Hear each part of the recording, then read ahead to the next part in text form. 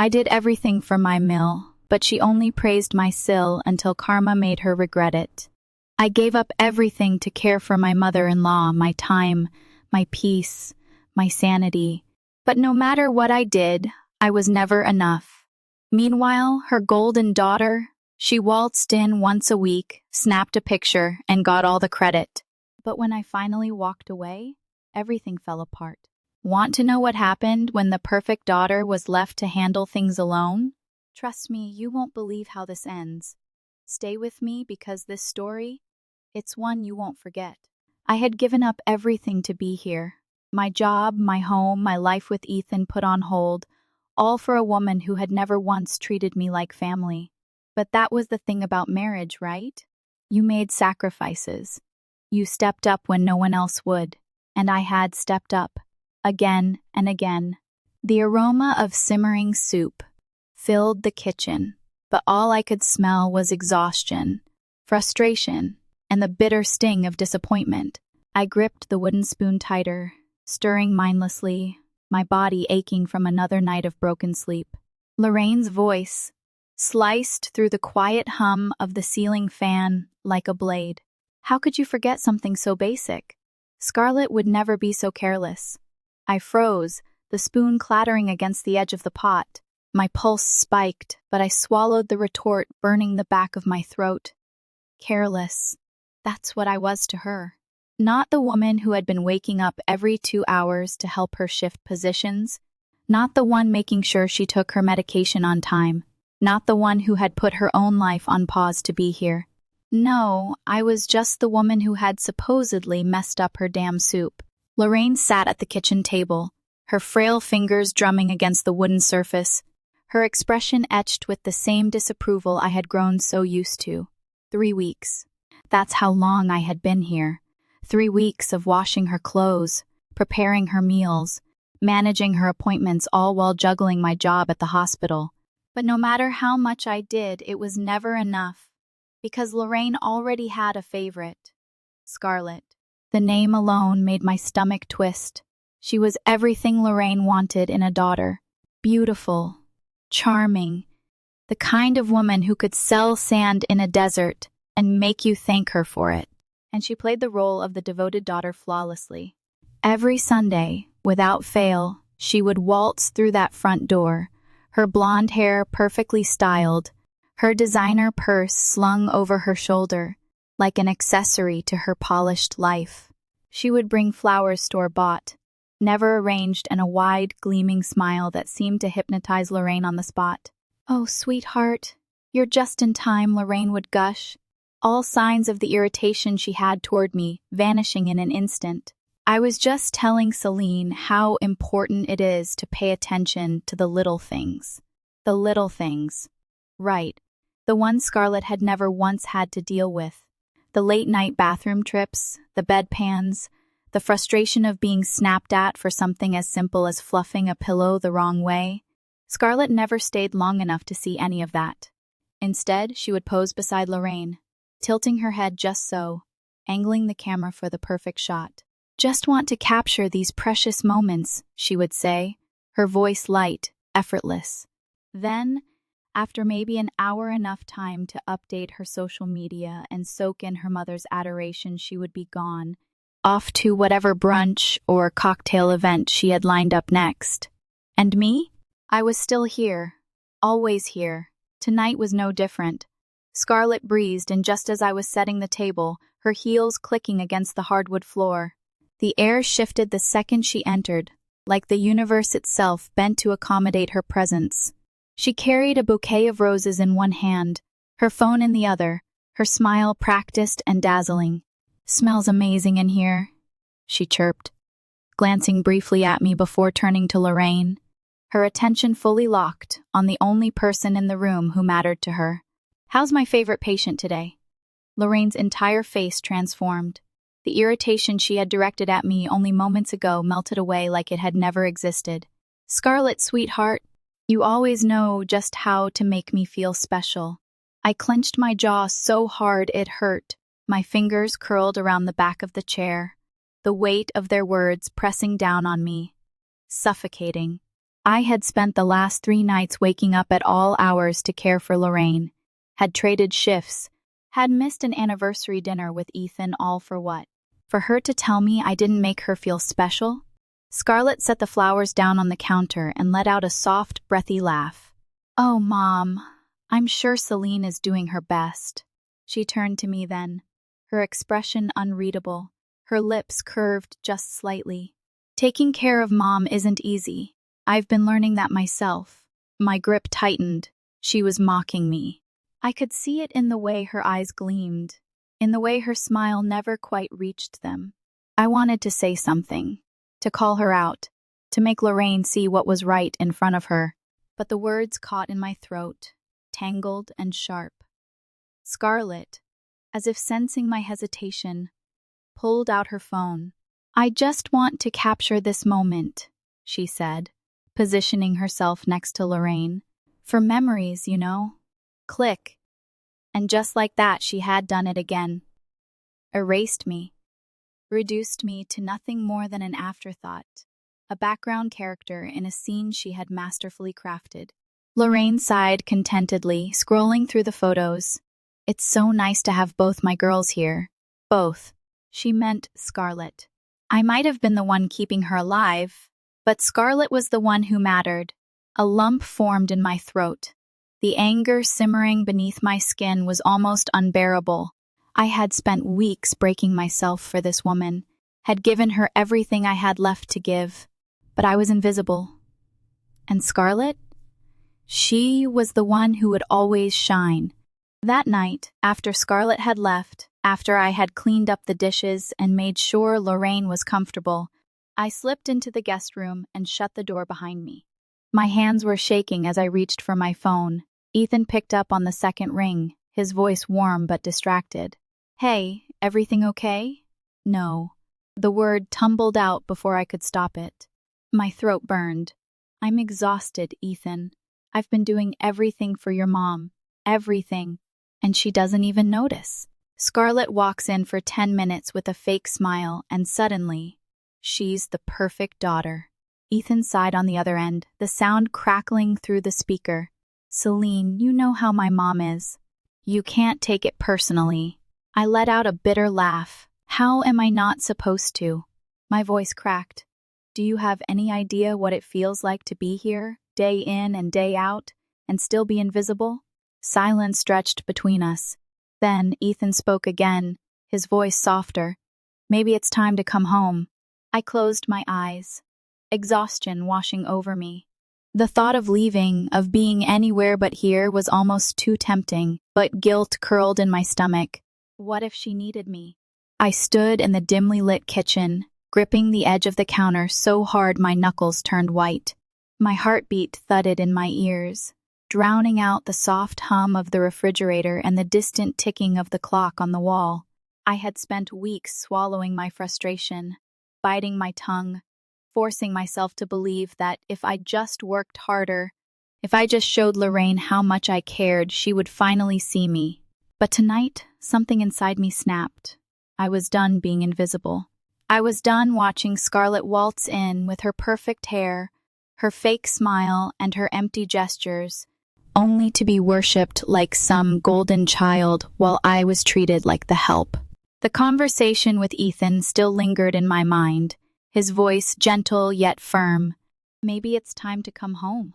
The words had settled deep in my chest, stirring something I wasn't ready to acknowledge yet. Was it time? Had I done enough? Or was I just fooling myself into thinking that anything I did would ever make a difference? I exhaled slowly, pressing my fingers against my temples. The tension was suffocating, wrapping around me like a vice. I had barely slept. My back ached from long nights on the lumpy guest bed. My mind felt like it was unraveling, stretching too thin from balancing work, caregiving, and the constant emotional drain of being in this house. And now, tonight, after everything I had done, after every sacrifice, every sleepless night, Lorraine had still looked me in the eye and told me Scarlett was the one who made her feel special. A sharp knock at the front door shattered my thoughts. I knew before I even turned that it was her. Scarlett never called ahead, never sent a text to ask if it was a good time. She just appeared, like some grand entrance was always owed to her. The door creaked open, and there she was standing in the foyer, backlit by the soft glow of the porch light, looking effortlessly put together in a tailored coat, her hair styled in perfect waves. A gust of cold air swept in behind her as she stepped inside, her heels clicking against the hardwood with every deliberate step. "Wow, it smells amazing in here," she said, shrugging off her coat and draping it over the back of a chair like she owned the place. "Busy night, Maddie?" I gritted my teeth. She always called me Maddie, though she knew I hated it. It was her way of asserting dominance, of reminding me that no matter how much time I spent in this house, I would never outrank her. I forced a tight smile, turning back to the stove. "Just finishing up dinner," I said evenly. Scarlett hummed, her eyes flicking around the room before landing on Lorraine, who was already beaming at her. "Scarlett, sweetheart, you're just in time." I was just telling Celine how important it is to pay attention to the little things. Not that she'd understand. The words struck me like a slap, but I forced my hands to remain steady as I stirred the soup. I wouldn't give her the satisfaction of seeing how much it stung. But Scarlett? She thrived off it. She tilted her head, giving me that same patronizing smile she always did. "Oh, Mom, I'm sure Celine's doing her best," she said sweetly, before turning back to Lorraine. "But you know how hard this kind of thing is. Taking care of someone is exhausting. I've been learning that myself." A bitter laugh almost escaped my lips. Learning? What exactly had she learned? How to angle a selfie for maximum sympathy. How to spend an hour here and make it look like she was the backbone of this entire operation. I swallowed hard, my fingers tightening around the ladle. "Scarlett, my angel," Lorraine sighed, reaching for her daughter's hand like she was the last lifeline keeping her afloat. "It just feels different when you're here. Everything feels more put together. You always know exactly what to do." My breath hitched. The insult was so casual, so effortless, like she had no idea the weight of the words she had just spoken. Or worse, maybe she did. Maybe she knew exactly what she was doing. Scarlett laughed lightly, shaking her head as she took out her phone. "Oh, Mom, you always know how to make me feel appreciated." She moved closer, angling the camera. "Let's take a quick picture, just to remember this moment." Click. And there it was. Another perfectly staged memory. Another carefully curated image that would make it look like Scarlett had been here, like she had been the one holding everything together. My stomach twisted, my pulse hammering against my ribs as she scrolled through the pictures, probably picking out the best filter to enhance her devoted daughter persona. Lorraine sighed happily, patting Scarlett's hand. "It's so nice having both my girls here. Both." My vision blurred at the edges, heat rising up my throat. I had given up everything, missed my anniversary, worked brutal shifts on top of taking care of her, sacrificed my time, my peace, my sanity, and still I was nothing compared to Scarlett. A sharp knock of the spoon against the side of the pot brought me back, my hands trembling as I set it down. My heartbeat roared in my ears, the blood pounding so loud I could barely hear the conversation continuing beside me. I had to get out of there. I turned on my heel and strode toward the hallway, my breath coming too fast, my chest too tight. I barely made it into the guest room before the dam broke. I collapsed onto the edge of the bed, my hands shaking as I reached for my phone. Ethan picked up on the second ring, his voice warm but cautious. "Celine, I can't do this anymore." The words tumbled out, raw, desperate. "I've been here every single day, Ethan. Every day, making sure she's okay, making sure she's taken care of, and she's still... My voice cracked, and I swallowed hard. She still looks at me like I'm nothing." Ethan was quiet for a long moment, and when he spoke, his voice was firm. "Celine, come home." I closed my eyes, pressing my forehead against my palm. "I don't know if I can. I don't know if I should." "You should," he said without hesitation. You have done more than enough. You have done everything, and she still treats you like this?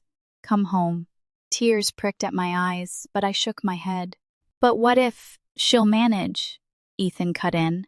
"She has Scarlett, remember? Isn't she supposed to be the one who makes everything feel more put together?" His voice was laced with frustration, with disbelief. "Let her step up for once."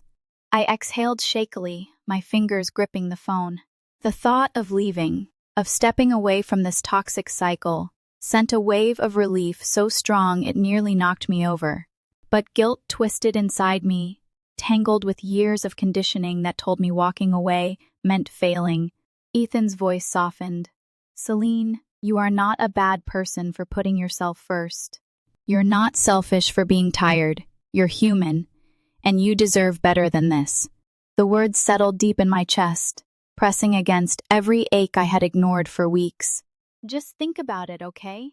I nodded, even though he couldn't see me. "I'll think about it." And for the first time, I actually meant it. I had reached my breaking point. No more sacrificing myself for someone who didn't see me. But here's the question. Would my mother-in-law even care that I was gone? Or would she finally realize who had been holding everything together all along? And what about my sister-in-law? Do you think she stepped up? Or disappeared the moment responsibility knocked on her door? Comment. 1, if you think she actually took care of things, or 2, if you think she ran the second I left. I lay awake in the guest room, staring at the ceiling, listening to the rhythmic ticking of the clock on the wall. My body ached, my mind spiraled, and no matter how many times I turned over, no matter how many deep breaths I took, I couldn't escape the storm raging inside me. The conversation with Ethan replayed over and over in my head, his words wrapping around me like a lifeline I wasn't sure I was brave enough to grab. Come home. It should have been an easy decision. Logical, obvious. But guilt sat heavy in my chest, making it impossible to breathe. Because despite everything, despite the way Lorraine treated me, despite the way Scarlett waltzed in and stole credit for things she never did, a part of me still felt responsible. I had promised to take care of Lorraine. I had promised to be here, and walking away, leaving her alone, felt like abandoning my duty, even if she never saw it that way. A soft creak outside my door made me freeze. Footsteps. Slow, deliberate, then a light knock. I swallowed hard. Yes? The door pushed open, and Lorraine stood in the dim glow of the hallway, leaning on her cane. Her eyes flicked over me, her expression unreadable. "Are you asleep?" I sat up, brushing my hair back. "No." She hesitated, then took a few slow steps inside. "I need you to help me to bed," she said, simply, as if the tension from earlier had never happened. I exhaled, pushing the blankets off and getting to my feet. Of course. I moved to her side, slipping an arm under hers, steadying her as we made our way down the hallway to her bedroom. The air between us was thick with unspoken words. I had so much I wanted to say, so much I had held back. But as I helped her lower onto the bed, as I adjusted her pillows, making sure she was comfortable, I realized none of it would matter. Lorraine had already made up her mind about me. She always had. She let out a small sigh, settling against the mattress. "Scarlett says she might bring me that herbal tea next week." My jaw clenched. "That's nice," I said flatly. She hummed. "It is, isn't it? She always finds time, no matter how busy she is." I stared at her, at the way she smiled softly to herself, completely oblivious to the weight of her words. Something sharp twisted in my chest. I had spent weeks here, giving up everything, and she still believed Scarlett's empty promises were more valuable than anything I had actually done. I turned to leave, but then, just before I reached the door, she spoke again. "You know," she murmured, shifting slightly under the blankets, "it's different with Scarlett. She never makes me feel like I'm a burden." I stopped cold. Slowly, I turned back. "Excuse me?" She looked at me, as if she hadn't just taken a knife and driven it straight through my ribs. "You always seem so tired, Celine. You sigh a lot. You're tense. Scarlett, well, she has this way of making things feel effortless." I blinked. my pulse roaring in my ears. Effortless, I repeated, my voice hollow. She nodded, as if this was some profound observation, as if she had cracked the great mystery of the universe. I felt something inside me snap. I let out a sharp, bitter laugh, shaking my head. You know what, Lorraine? You're right. Scarlett does make things effortless. I turned to face her fully, my hands clenched at my sides. She makes it effortless to show up once a week, take a couple of pictures, and pretend she's the perfect daughter. She makes it effortless to stand here and promise you things she'll never actually do. I took a shaky breath, my voice trembling with barely contained anger. You know what's not effortless? This, me. Staying up every night to make sure you don't need anything. Rearranging my entire life so you're not alone. Taking care of you, even when you treat me like I don't exist. Her brows pulled together, her lips pressing into a thin line. I never asked you to do that. I let out a short, disbelieving laugh. You didn't have to. I swallowed hard, my throat burning. But I did it anyway, because I thought it would matter. Because I thought you would see it. But you don't. You never have. She stared at me, silent for a long moment. Then she sighed, shaking her head. If it's such a burden, Celine, maybe you shouldn't be here. The words hit me like a physical blow. I felt my breath catch, the room spinning slightly around me. I had always known deep down that she didn't appreciate what I did. But to hear her say it so plainly, so easily, as if I was nothing more than an inconvenience, it shattered something inside me. For the first time in weeks, the answer became clear. I shouldn't be here. I nodded slowly, a strange sense of calm settling over me. You know what, Lorraine? Maybe you're right. I turned, walking toward the door, gripping the handle tightly. Good night, Lorraine, I said, my voice steady, my decision solidified. And then I walked away. I barely slept that night. My mind kept replaying Lorraine's words over and over, like a broken record. If it's such a burden, maybe you shouldn't be here. I had sacrificed everything, my time, my energy, my peace of mind, and she dismissed it like it meant nothing. Like I meant nothing, it shouldn't have surprised me. But somehow, it still did. The weight of those words sat heavy on my chest, pressing down until I could hardly breathe. By the time the sun peeked through the blinds, I had made my decision. I was done. I climbed out of bed, my limbs aching from exhaustion, and started packing. I moved with a quiet determination, folding my clothes, gathering my toiletries, stuffing everything into my suitcase with methodical precision. I wasn't going to argue. I wasn't going to fight. I was just going to leave. But just as I zipped my bag shut, a familiar voice rang through the hallway. Celine? I stiffened. Scarlett. Of course. I took a deep breath, straightened my shoulders, and opened the door. She stood there, perfectly put together as always. Her hair swept back in effortless waves, a coffee cup in one manicured hand, her phone in the other. She arched a brow, her gaze flicking over my suitcase before settling on my face. Going somewhere? I met her eyes, my expression unreadable. Yeah, I am. Her lips parted slightly, like she hadn't expected me to actually say it out loud.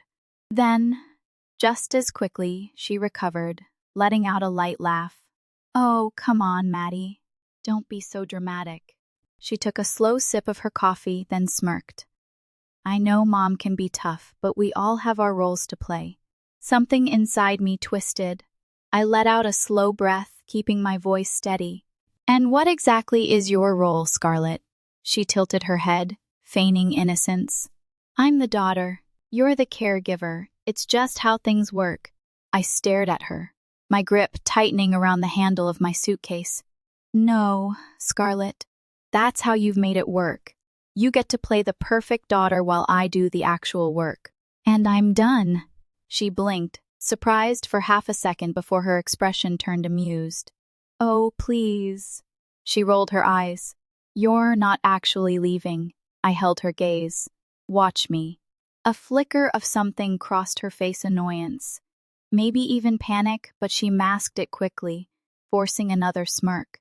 Fine. Go. But don't come crying back when Mom realizes she needs you. I let out a small laugh, shaking my head.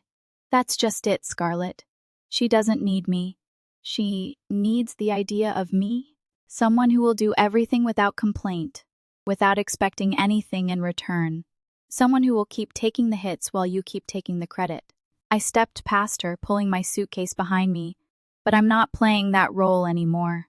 I made it halfway down the hall before she spoke again. You know, you're just proving me right. I stopped but didn't turn around. She sighed dramatically. You always acted like you were so much better than me, like you weren't keeping score. But the second things don't go your way, you're out the door. My fingers tightened around the suitcase handle, my pulse hammering in my ears. Slowly, I turned to face her.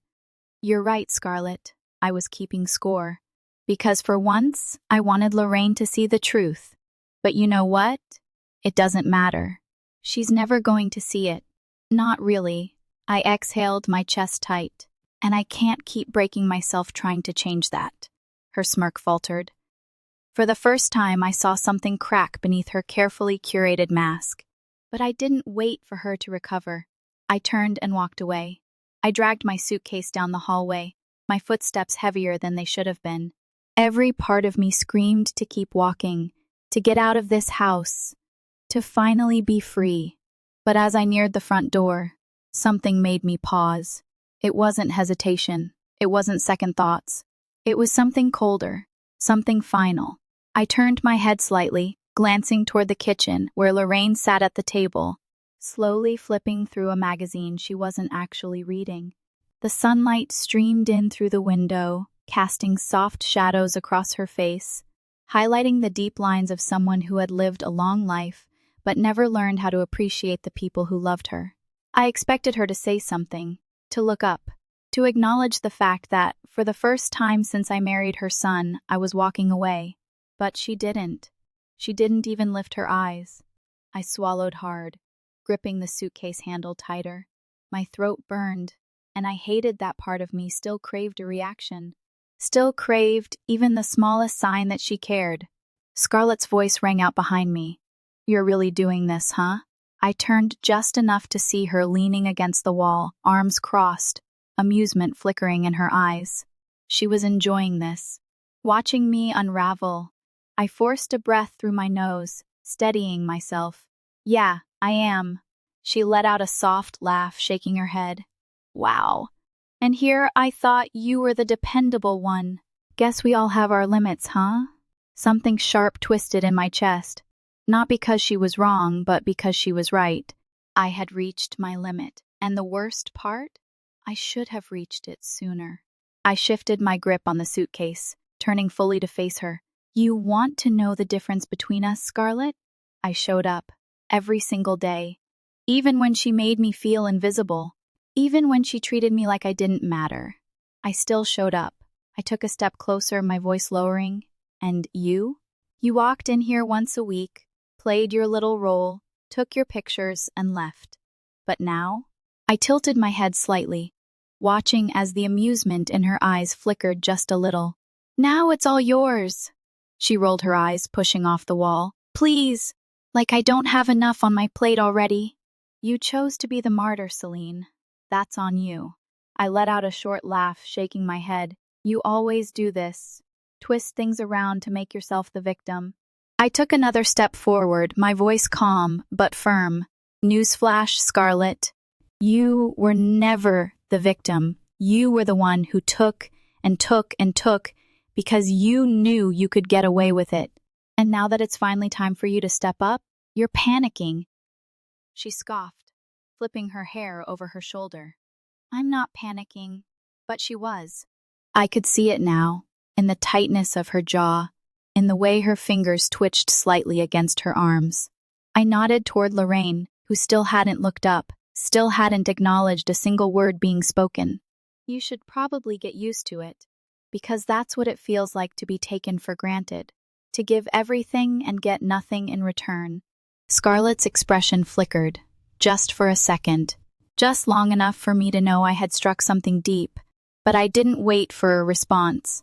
I turned, stepped toward the door, and reached for the handle. Then, finally, Lorraine spoke. Celine. Her voice was quieter than I expected, and for some stupid reason, my heart clenched.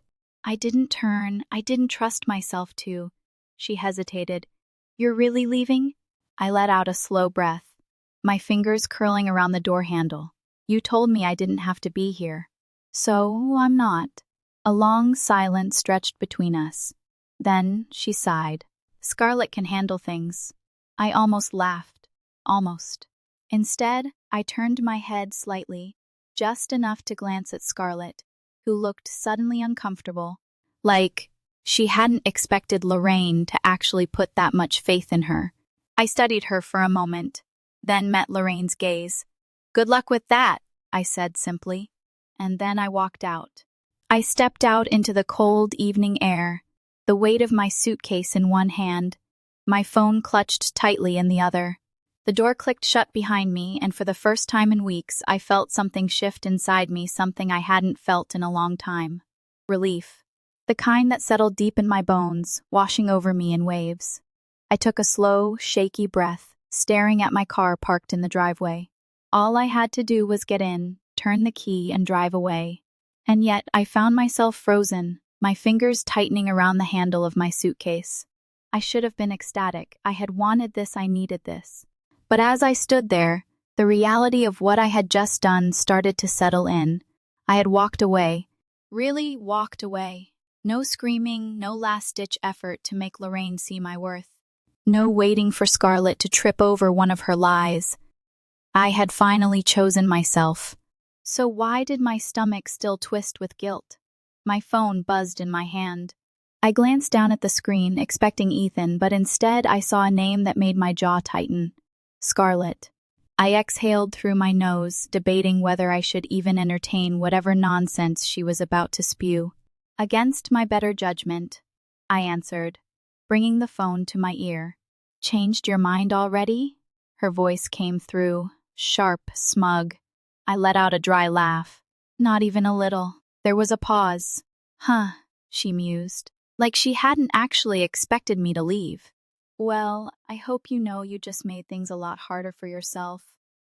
I rolled my eyes, unlocking my car and tossing my suitcase into the back seat. How exactly does me leaving make my life harder? Because, she said, her voice light, casual, too casual. When Mom realizes you abandoned her, who do you think she's going to blame? Who do you think she's going to tell people abandoned her? I stilled, my hand hovering over the driver's side door handle. Scarlett sighed dramatically. Oh, Maddie, sweetie, you think she treated you badly before? Just wait until she starts telling everyone how you left her when she needed you the most. I clenched my jaw, my fingers curling into a fist at my side. She doesn't need me, remember? That's what she said. That's what she says, Scarlett corrected. But what do you think she's going to tell the neighbors? Her friends? Anyone who'll listen? She's going to make you the villain in this story, Celine, and you won't even be there to defend yourself. A bitter laugh escaped me. You're worried about what she'll say about me? Please. The second she realizes you're not actually going to take care of her, you'll be the one under fire. Silence. It was quick, but I caught the brief hesitation in her breath, the way her confidence faltered for just a moment. I shook my head, gripping the phone tighter. That's why you're calling, isn't it? Because you don't actually want this responsibility. You just want me to stick around long enough to take the fall when things go south. Another pause. Then, Scarlett sighed, her voice laced with frustration. You always have to be so difficult. I laughed, but there was no humor in it. And you always have to be so predictable. She huffed, clearly annoyed that I wasn't falling for whatever game she was trying to play. Fine. Run away then. But don't act shocked when Mom tells the whole world how you left her. I didn't hesitate this time. Scarlett, I said, my voice eerily calm, I really, truly don't care anymore. And with that, I hung up. For a moment, I just stood there, breathing. The night air was crisp, cool against my skin, grounding me in a way I desperately needed. I stared up at the house where I had broken myself, where I had poured every ounce of love and effort into a woman who never once saw me. A house I was finally leaving behind. I climbed into the driver's seat, started the engine, and pulled out of the driveway. I didn't look back, not even once. The drive home felt surreal, like I had just stepped off a battlefield. The roads were empty, the streetlights casting long shadows across the pavement, and my grip on the steering wheel was tight, my knuckles pale from the pressure. My chest was still heavy, my pulse still thrumming with the echoes of everything that had just happened. I had done it. I had walked out, not just physically but emotionally. Mentally, I had finally cut the cord.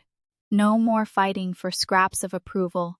No more sacrificing myself for a woman who had never seen me. No more competing in a game Scarlett had rigged from the start. But even as the relief started to settle in, even as I breathed in the familiar scent of home, when I finally stepped through my own front door, I couldn't shake the lingering tension from my body. It wasn't over. I knew that much. Lorraine wasn't the type to let things go. Neither was Scarlett. And if I knew them at all, I knew they would find a way to drag me back into their chaos. One way or another. Ethan was waiting for me in the living room, his face lighting up with something between relief and concern when I walked in. He stood immediately, crossing the space between us in a few strides. "You actually left." His voice was quiet, like he almost couldn't believe it. I let out a shaky breath, dropping my bag by the door. "Yeah, I did." He reached for me, his hands settling on my arms, his warmth grounding me. "Are you okay?" I swallowed hard, nodding. "I think so." His eyes searched mine, like he was trying to assess just how much damage had been done. I must have looked as wrecked as I felt because he sighed, pulling me into his chest. "I'm proud of you," he murmured into my hair. Something inside me cracked, the tightness in my throat, the weight pressing on my ribs. I didn't realize how much I had been holding in until that moment. I gripped the back of his shirt, my fingers curling into the fabric as I let out a slow, shaky exhale. "You should have left sooner," he whispered, his voice gentle but firm. I let out a half laugh, half sob. "I know." We stood there for a long time, wrapped in silence, the only sound the faint hum of the refrigerator and the occasional passing car outside. The house was warm, familiar, safe. It smelled like us, like home. And for the first time in weeks, I let myself sink into it, let myself feel the exhaustion, the heartache, the overwhelming relief of being done. Then, just as I started to think maybe this was it, maybe I could finally breathe, finally move on, my phone buzzed. I stiffened. Ethan felt it too. He pulled back just enough to look at me, his brow furrowing. "Who is it?" I already knew before I looked. I pulled my phone from my pocket, my stomach tightening when I saw the name flashing across the screen. Lorraine. My thumb hovered over the screen. Ethan exhaled sharply. "You don't have to answer that." I hesitated. Not because I wanted to talk to her, but because I knew if I didn't, she would just keep calling. Lorraine was persistent. She didn't just let things go. And if I didn't answer now, she would probably show up at my doorstep in the morning, spinning whatever narrative she had come up with to make me feel guilty, to drag me back into her mess. I sighed, pressing the answer button and bringing the phone to my ear. "Hello."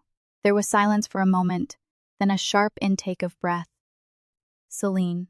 Her voice was different. Not sharp, not clipped with irritation or disappointment. It was softer, almost fragile. I swallowed. "What do you want, Lorraine?" She hesitated. That alone was enough to make my chest tighten. Lorraine never hesitated. She always spoke with certainty, with confidence, with the unwavering belief that she was always right. But now, there was something else in her voice, something I couldn't quite place. Finally, she exhaled. And when she spoke, there was a tightness to her words, something edged with something dangerously close to fear. "I need to talk to you," she said quietly. "Please." I frowned. About what? Another pause. Then, finally, Scarlett hasn't been here. I blinked. What? She was supposed to come yesterday, Lorraine continued, her voice thin, shaky. She said she'd be here. She said she'd take care of things. But she never showed up. I closed my eyes, pinching the bridge of my nose. Of course, I should have seen this coming. Scarlett had spent years building up the illusion of the perfect daughter. But the second she actually had to do something, the second she had to be more than just a well-edited Instagram post, she was nowhere to be found. I leaned against the counter, my fingers tightening around the phone. Lorraine, I told you this would happen. I know, she whispered. I didn't think, you didn't think she'd actually leave you. I finished for her. Silence. Then, so softly I almost didn't hear it, I don't know what to do. That was the moment I knew. This wasn't just a guilt trip. This wasn't just Lorraine playing her usual games. She was scared. And for the first time since I had met her, I heard something I never thought I would hear in her voice. Regret. I exhaled slowly, pressing a hand to my forehead. Lorraine, I'm sorry, she blurted out suddenly.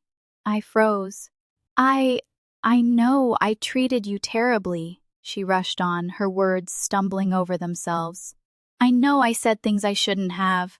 I know I hurt you. Her voice cracked. But please, Celine, I don't know what to do. I closed my eyes, my stomach twisting painfully. This was it. This was what I had wanted. For her to see me. For her to realize what I had done for her. What I had sacrificed. I had wanted her to understand. To apologize. And now she finally had. So why did it still feel so hollow? Ethan was watching me, his expression unreadable, waiting for me to say something. I swallowed hard. Lorraine, I can't just drop everything and come back. She let out a choked breath. I understand, I do. But her voice cracked again. I don't know what to do. I pressed my fingers against my temple, my heart pounding. The old me would have caved. The old me would have packed my bags, driven back, taken care of her, let her rewrite the story so that none of this was her fault. But I wasn't that person anymore. I wasn't going to be that person anymore. I inhaled sharply. You'll figure it out, Lorraine. And then, before she could say anything else, I ended the call. I stared at my phone, my heart hammering against my ribs as the call screen faded to black. My fingers were still curled around the edges, my grip tight, like I was afraid that if I let go, I'd somehow be pulled back into that house, into that life, into the suffocating cycle of being needed but never appreciated. Lorraine had finally said it, I'm sorry. The words I had begged for in silence, the words I had waited years to hear, and yet they had fallen flat, like an echo in an empty room. Because an apology given in desperation wasn't the same as an apology given in truth, and I wasn't sure Lorraine even knew the difference. Ethan hadn't said a word, but I could feel his gaze on me, waiting, watching, trying to gauge what I would do next. I could feel the weight of his concern, the silent question lingering in the air between us. Are you going back? I set the phone down on the counter, exhaling slowly. She's panicking, I murmured. Ethan crossed his arms, leaning against the kitchen table. Yeah, I figured that much. She thought Scarlett would take care of everything, that she'd just step in and handle it all. I shook my head, a humorless laugh escaping me. She really believed it. Ethan sighed, rubbing a hand down his face. And now she's realizing she bet on the wrong horse. I swallowed hard. She's alone, Ethan. She doesn't know what to do. He studied me carefully, his expression unreadable. And I met his eyes, something heavy sitting in my chest. And it's not my problem anymore. He nodded, like he had been waiting for me to say it out loud, like he knew it had to come from me for it to mean anything. No, he agreed, it's not. But even as I said it, even as I knew it was the right answer, the guilt still clawed at me, wrapping around my ribs, sinking its teeth into my resolve. Years of conditioning, of putting everyone else first, of believing that love was measured in how much of yourself you were willing to sacrifice. It didn't just disappear overnight. I ran a hand through my hair, pacing the length of the kitchen, my bare feet cool against the tiled floor. She sounded different. Ethan tilted his head. How so? I exhaled sharply, shaking my head. I don't know. She wasn't angry. She wasn't indignant or self-righteous. She just sounded lost. Ethan let out a short laugh. She is lost, Maddie. She spent her whole life thinking Scarlett was the daughter who would take care of her, and now she's realizing she got played. I winced. Yeah, well, that makes two of us. His expression softened. You didn't get played. I let out a bitter chuckle. Didn't I? I gestured vaguely, frustration bubbling beneath my skin. I spent weeks, years, really trying to prove myself to that woman. I gave up my time, my energy, my peace of mind, and for what? So she could treat me like an afterthought? So she could tell me I wasn't effortless enough? Ethan's jaw tightened. She was wrong. I blinked rapidly, trying to fight the sting in my eyes. But I let her make me believe she wasn't. A thick silence stretched between us, heavy with unspoken words, with all the things I didn't want to admit, all the things I had buried deep, because facing them meant facing myself. Then, Ethan stepped forward, his hands settling on my shoulders, his touch warm, grounding. Listen to me, he said, his voice steady, unwavering. You are not responsible for fixing this. You are not responsible for her choices, her mistakes, her regrets. You gave her everything, Maddie, more than she ever deserved. And if she's realizing that now, that's on her, not you. I sucked in a sharp breath, my throat tightening. I don't know how to turn it off, I admitted, my voice small, raw. The guilt, the feeling that I should be doing something, that I should be the one to fix it. His grip on my shoulders tightened just slightly, his thumbs brushing over my skin. Then don't turn it off, he said simply. Just don't listen to it. I let his words settle, sinking into them, letting them wrap around the cracks in my resolve, letting them patch up the parts of me that still wanted to run back and fix things. Then, just as I started to breathe again, my phone buzzed. I stiffened, my stomach twisting, my hands clenching at my sides. Ethan glanced at the counter. Is it her? I swallowed hard, reaching for the phone, my pulse quickening when I saw the name flash across the screen. Scarlett. Of course. I sighed, debating whether I should even answer. I already knew what this was. Lorraine had finally realized Scarlett wasn't going to swoop in and save the day. And now Scarlett was panicking, scrambling, trying to figure out how to dig herself out of the mess she created. Ethan arched a brow. Well? I stared at the screen for another long second, then exhaled sharply and pressed decline. Ethan blinked. Seriously? I shrugged, setting the phone back down. She'll call again. And I knew she would. Scarlett wasn't the type to go down quietly. But I also knew this. I wasn't the type to be manipulated anymore. So, let her call. Let her text. Let her spin whatever story she wanted. I was finally done playing the game. I didn't hear from Lorraine for 4 days. Not a call, not a text, nothing. And yet, every morning when I woke up, my first instinct was to check my phone, to brace myself for another guilt-laden message, or a call filled with carefully placed sighs and unspoken accusations. But the silence stretched on, thick and unfamiliar, until it became something else entirely: peace. Scarlett, on the other hand, had not given up so easily. She called twice the morning after I declined her first attempt, then again that night, then another 5 times over the course of the next 2 days, each time leaving increasingly frustrated voicemails. The first few were laced with passive-aggressive concern, dripping in her usual syrupy tone. Maddie, come on. We need to talk. I know things got heated, but you can't just ignore me.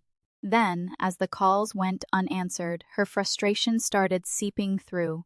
Seriously? You're being so immature right now.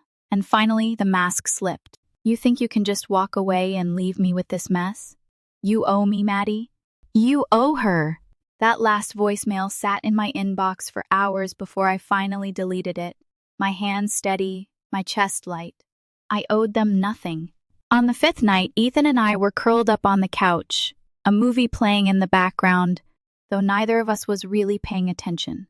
It had been years since I let myself relax like this, since I let myself exist without constantly looking over my shoulder, waiting for the next demand, the next problem only I was expected to fix.